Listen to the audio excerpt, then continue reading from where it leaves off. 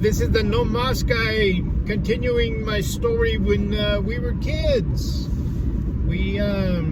This dates back to 1971. Yeah, 1971. My dad, who's 89 years old as of today, we're in mid-December 2025 right now.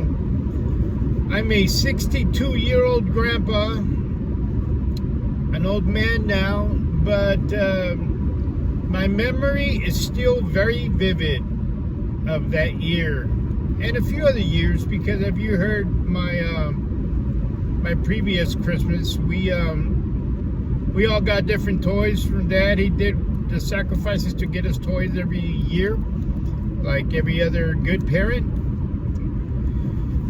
However, my toys were card games, mousetrap, just different kinds of games that involve reading instructions, playing with cards. Nothing that a 5, 6, 7-year-old kid likes to do. I want to set up the racetracks and get those little electric cars going. That wasn't happening for me. My brothers got those cars, but I got jacked every Christmas. But you heard that in part 3. This is part 4. This particular year brings into memory my dad had a sister. Her name was Irene. She's passed away now.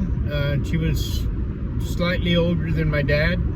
She passed away years ago of complications to, I believe, heart issues, things of that nature. Anyway, she lived in Springfield, Illinois. They both moved out of Texas. We landed in California. My Aunt Irene got married and moved over to Springfield after moving from Texas back in the late 60s.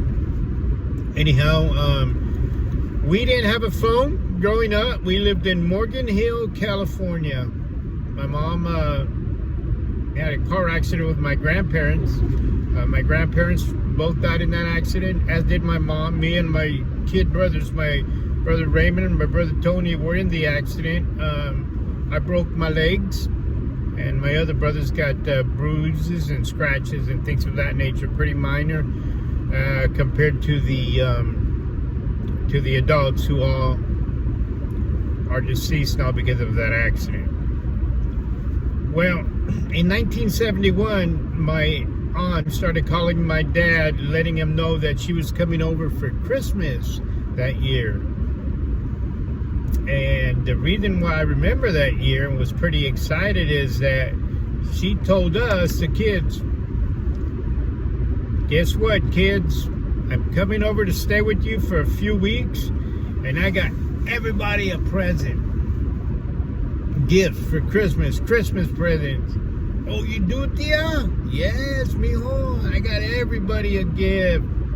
Oh, man. Did I get a BB gun? Can't tell you. Well, how are you coming on the plane? Yes. I'll find a way to get him in the plane.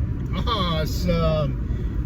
She started making those calls and she was going to come over. I don't remember the dates, or when you're 6, 7 years old. 71, I was actually 7 years old. Going to be 8. I actually turned 8. Anyhow, I was a little kid. As were my brothers. I have 5 brothers. There was 5 brothers and 1 sister, and everybody was just jazzed. We were counting the days, and early December came, and we were anticipating her. Back then, there was no Uber or anything of that nature, so she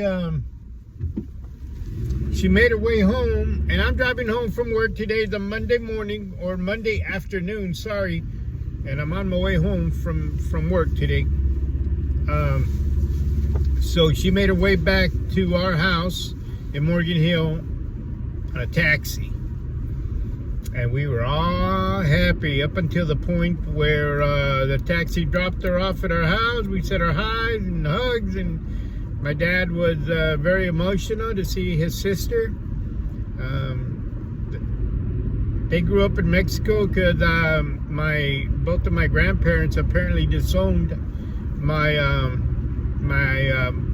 dad. Anything but model parents, to say the least.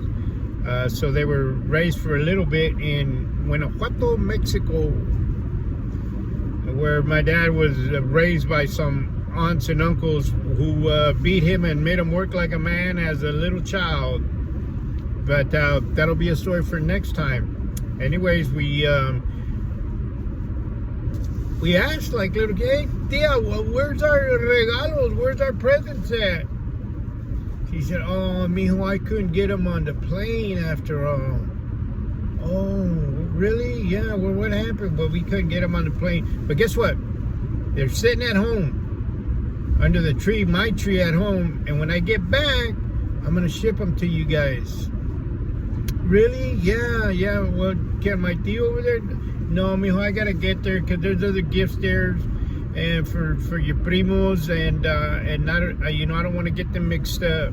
But when I get back, the first thing I'm going to do is I'm going to ship those presents to you guys. You guys all get presents."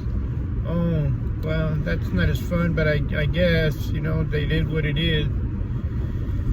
That was in 1971. It is 2025 today, and she is now deceased. And you guessed it by now, those presents never got to us. I guess the moral of the story is, as a little child, you believe what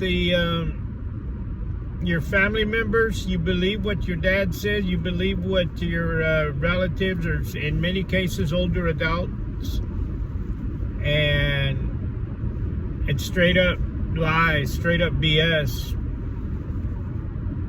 Be honest with your kids. Be honest with my grandbabies. I'll never ever think about telling them a fib of that nature, that I'm going to get you something, that I bought you something, only I got to get it because it's in X location.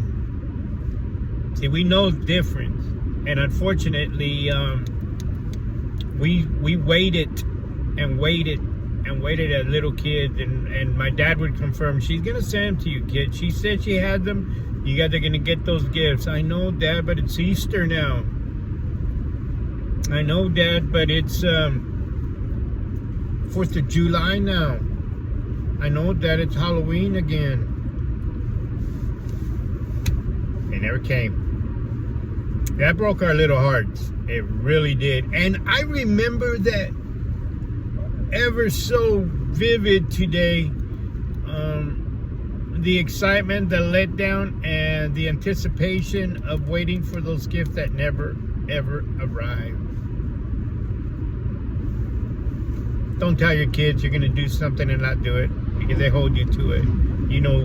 Kids have exceptional memories, and sometimes it follows us through adulthood, and it could cause a certain amount of trauma, a certain amount of mistrust in adults, and you don't want that. You don't want your children to grow up with that. As mentioned, I'm 62 years old. I can still remember that, and somewhat it still kind of affects me, believe it or not. Anyhow, you all have a Merry Christmas. This is part 4 of my story.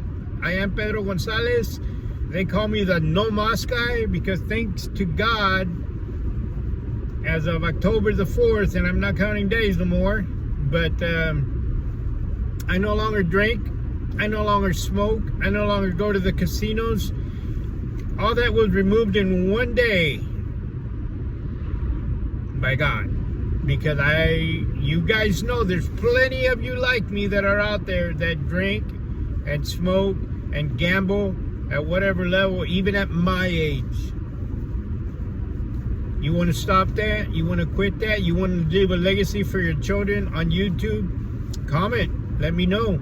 I'll help you. You want to quit smoking? I'll help you. You want to quit drinking? I'll help you. This is not coming from a older brother who's never drank and's giving you advice, or a tío or a primo who's never done drugs or alcohol. I did it all. My uncle used to say, you guys are like trash cans. Whatever they put in front of you, you're like pigs. Whatever they throw in front of you, you guys eat. And he was pretty much right. That's a pretty good, accurate analogy. We took pretty much everything there is to take in life.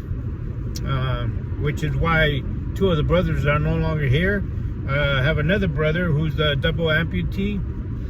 And my sister, who's now my dad's caretaker at 89 years old. Merry Christmas, folks. Happy New Year's, and we'll part 5. Stick around. I got another doozy for you coming up for part 5, and I look forward to speaking with you again. You'll have a great day. God bless you. He has blessed me tremendously, and he wants to bless you as well. Over.